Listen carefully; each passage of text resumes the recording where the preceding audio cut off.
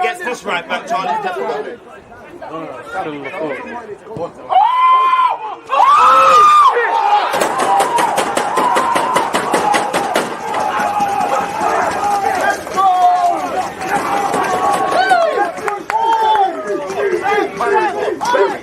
People deluded, I'm back again. Come on, Ian, bro. Come on. There's always just that active red line defending. I think it's like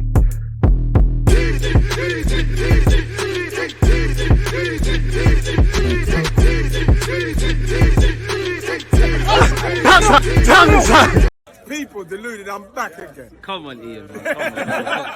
Thank you very much for that, Ian Wright. People deluded, I'm back again. I hope you're all good. I hope you're all blessed. Good morning, good afternoon, good evening, and in some cases, good night. Appreciative of you lot tuned in. Please smash the like button, comment, subscribe, turn on the notifications, boost that YouTube algorithm, and let's keep growing our platform. 52,000 subs and counting. Check out the YouTube playlist. Follow on Twitch, Twitter, Instagram, and check out your community tabs on YouTube if you're not going to do anything. One love to all of you lot doing them sort of things and all the support, and one love to the people who don't necessarily have YouTube accounts, but you always check in with the guy. As I said, I hope you're doing well and safe. Hope this week has been fantastic for you guys. Hope it's been a fantastic start to 2023, and I hope 2023 is a great year for you lot, you know, mentally, physically, financially, all of the illies and killies and them things there. Now, random video off the cuff, people. Now, whether Arsenal are in a title challenge, I don't know. I don't check the league table. Alphabetically, we start top of the table. I do know that it's been a fantastic season so far. We can't rest on our laurels, and it's beautiful in the last 12 to 18 months what we're becoming as a football club, from the fans to the players to the manager to the technical staff. We're not great. No one's without their faults, but we're doing all right. I know the goal in August, and dynamics and goals can shift. You know, when Leicester won the league, I don't think they sat there in August of that season and said, yo, we can win the league. As the season went on, there was something. It's not quite there. Every year, the game, you know, the game kind of, the margins in the game kind of get quicker. But I do think it's funny from Pep Guardiola, you know. Ten Hag's been in a title race, / I'm sure has won the Eredivisie. Arteta, through working with Pep Guardiola, has seen what it takes to win a title as well, not just in terms of winning games and things like that, but the mental strain, you know, not panicking when you've dropped points or not necessarily playing well.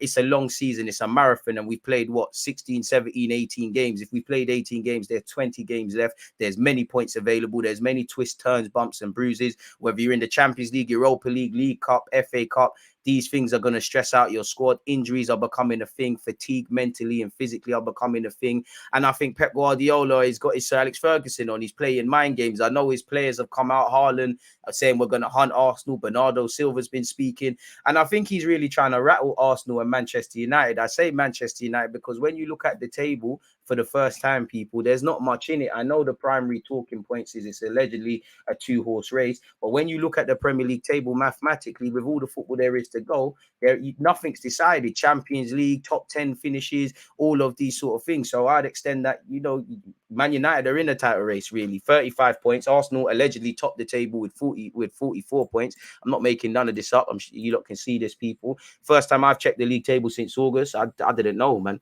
I don't know if Arsenal are winning a league and things. I'd love to, but let's just focus on the primary task. Arsenal on 44 points, City are on 39, Newcastle on 35, Manchester United are on 35. As poor as Spurs have been, mathematically they're on 33. So there isn't nothing really separating things. Lord God, look at Chelsea chatting to Brighton and them, and they're Brighton, you know, the Seagulls, you know, the Bees, the Seagulls, the real, you know, Southwest London thugs in Fulham are doing their business. Liverpool fans probably frustrated with their season, all ahead of Chelsea, you know. But I think he's on mind games. I think he's on mind games because I think one thing that's a gift and a curse is that Arsenal have a naive bunch of players in a big way. You know, some of them have won trophies. Some of them have probably been in title fights like Fabio Vieira, but the vast majority of these lot haven't necessarily been there. This is why we need to take it game by game, not get too excited or negative according to whether we win, lose or draw. I know Ten Hag has, and, you know, they've got Varane, Lisandro Martinez, couple men that have, but generally the whole squad hasn't. And I think these are things that could boost them. Newcastle, again, indirectly probably, but Newcastle are overperforming, you know, really and truly. And for me, this is why I could only confidently say, regardless of the point gap, the only team I could say if you put a gun to my head, that will be in the Champions League next season is Man City. But I think he's starting to play games. I wouldn't say Pep is cracking or anything under the pressure, but he's starting to play mind games and kind of, he knows that his players have done this before. They've been here before, and I think he's just playing mind games and he's trying to rattle both Man United and Arsenal in particular, people. Where Arsenal's concerned, the man said Man City must be almost perfect to beat Arsenal to the Premier League title, which isn't necessarily wrong, people. I want to skip to specifically what he said prior to playing Chelsea.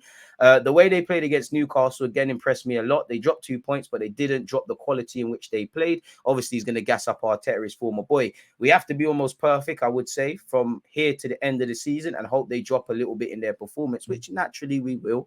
But at the same time, I see the way we played the last games and the feeling is good. My target always as a manager is to try to be yourself and be better than the opponent. And after, if you concede one shot and they score, we can't score, you have to accept it and move forward. What I want to see is us still fight and don't give up, not now, until the last chance, until the last drop of water, where we can fight to win the Premier League. And at the moment, we are not able to win the Premier League. We have to be ready to compete next season. This is when teams are really good. Look at the cap. Man talking about next season privately. Pep is not saying none of this, pardon my language, BS, really and truly. He's playing mind games. He did, and then he said the advantage of Arsenal and Manchester United right now is nobody has to win the Premier League for 20 points ahead in November like City has to, and this is sometimes a big problem. Well, your Man City, Arsenal and United are not what they were doing in the early 2000s.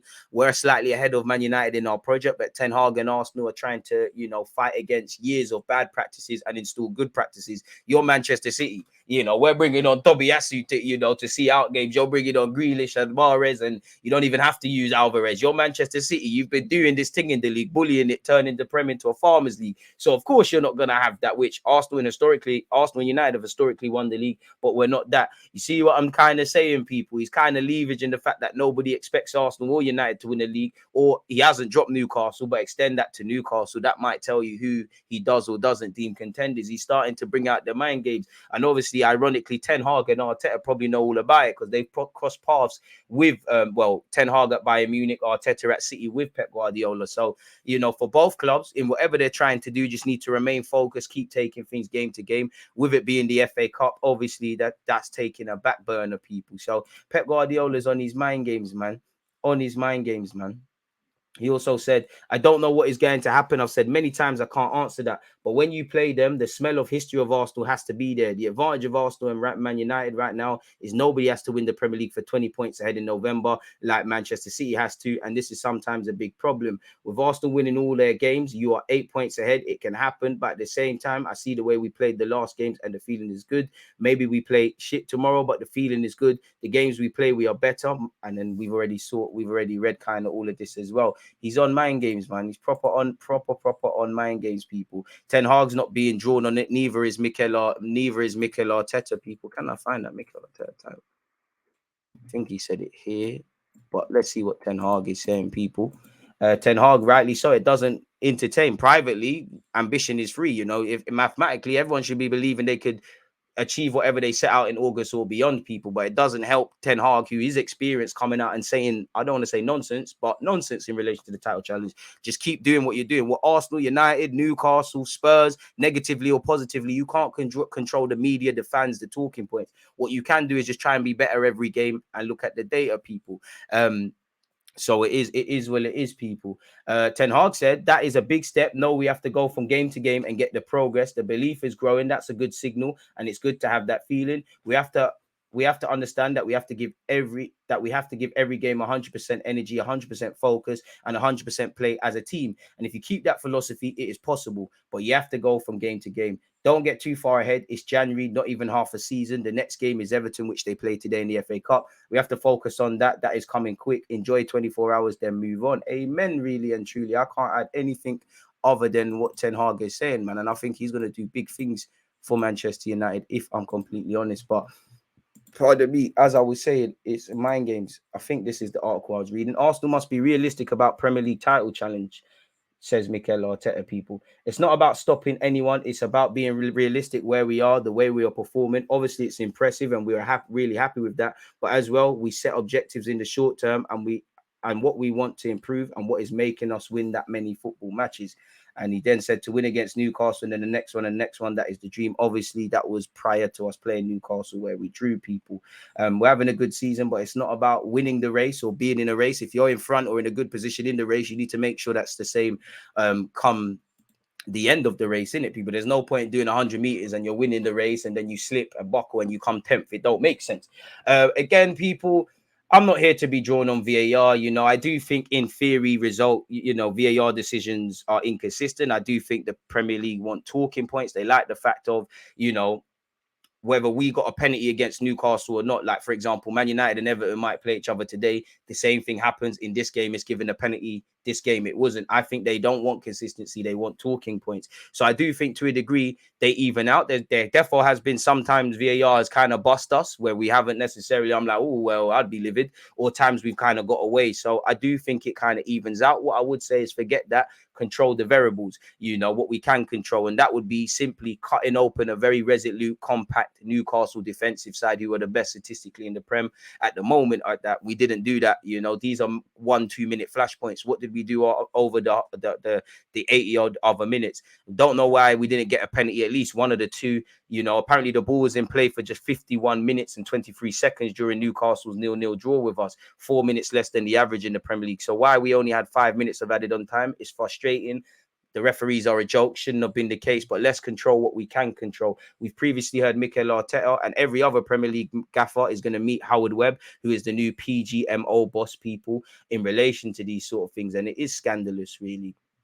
But we're going to have to get on with it, really and truly. I don't begrudge Newcastle for turning up and doing that. You're one of the best defensive sides. We're one of the best offensive sides. So why are we going to be open? Think about it logically. I'll do the same. Come here, stifle us, be compact, make some fouls, disjoint us. The positives from Arsenal is that's the most kind of average Newcastle have looked all season, Newcastle of old, really. So there are some positives. If you offered me a point before the game, I wouldn't have taken it, and I would have because Newcastle are third. They're performing very well. You can't win everything. If you can't win, don't lose. But why? So I would have taken a point. Eddie Howe's doing a madness. But why I wouldn't is because obviously this season, I'm the more confident going game to game than I've ever been at Arsenal under Mikel Arteta, or probably during the Emirates era. So you want to win games, and especially because I know we were great away from home, but at home, it's that bit better. So yeah, man, it is frustrating, but the referees make it up as they go along. If a manager does shit, he gets sacked. If a player does shit, he gets dropped. If fans are talking nonsense on Twitter or whatever, other fans will check them.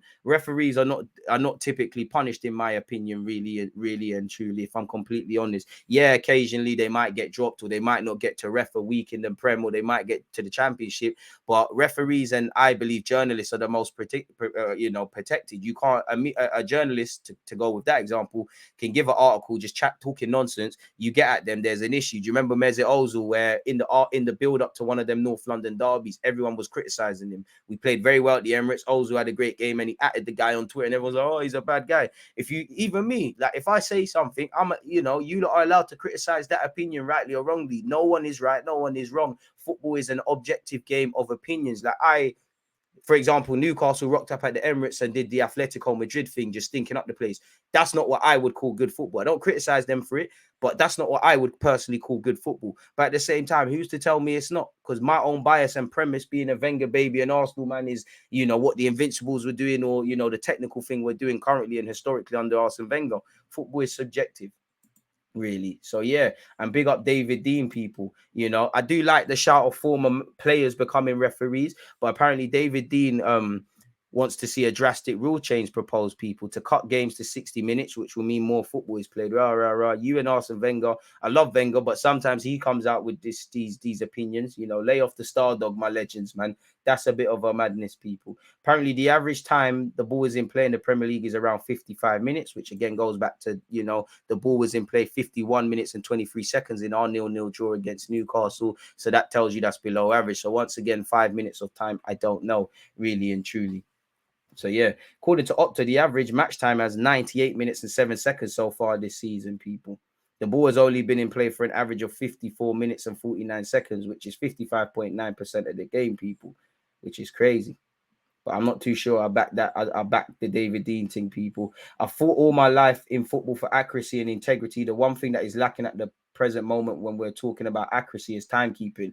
Whereas we brought it into other parts of the game. You may remember we started years ago with the 10-yard spray, and everyone was worrying whether that would work, and it did cut out an element of cheating in the game. We then went on to goal line technology, and everyone thought it would only be used once or twice. We saw it working the other day in Brentford versus Liverpool when Visa scored a goal. It was goal line technology that captured that. VAR now is giving more accuracy to the game. The one area that is still lacking attention is timekeeping. I mean, VAR is giving accuracy, but it's inconsistent in how it's used and how it's applied, if I'm completely honest with you. There kind of needs to be a universal application of such, but I'll leave that to the technical men. That's obviously something I don't really know about, people, so I'm going to leave that there. But yeah, that's all I wanted to speak about. We kind of went off topic just now, but I just wanted to primarily bring out a video in relation to Pep Guardiola's mind games. His mind games, he's chatting, people. But yeah, people, don't forget to like, comment, subscribe, and all of those good things. I'm gonna love and leave you lot, people. You lot stay blessed, stay safe, enjoy your first week of 2023. Happy Friday, one love. There's always just that active red flag defending. I think it's like